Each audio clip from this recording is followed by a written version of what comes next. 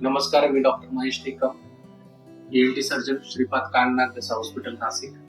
आज आपण जाणून घेऊ की पावसाळ्यात कानाची काय काळजी घ्यावी. ज्यांना कानातनं सर्दी वाहते किंवा वारंवार कान दुखतात, त्या लोकांनी पावसात भिजू नये.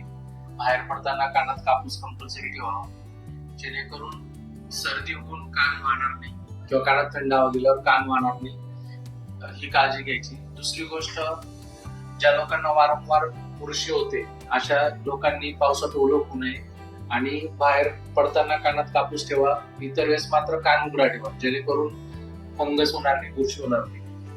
आणि जर वाटतंय की कान दुखतोय, वाहतोय, तर जवळच्या डॉक्टरांकडनं, कान नाक घशाच्या डॉक्टरांकडे जाऊन लगेच प्रॉपर ट्रीटमेंट करणं गरजेचं असतं. नाही तर मग पडदा खराब होण्याची शक्यता असते किंवा कानात जखम होण्याची शक्यता असते. त्याच्यामुळे त्वरित जाऊन योग्य ती ट्रीटमेंट करणं अतिउत्तम.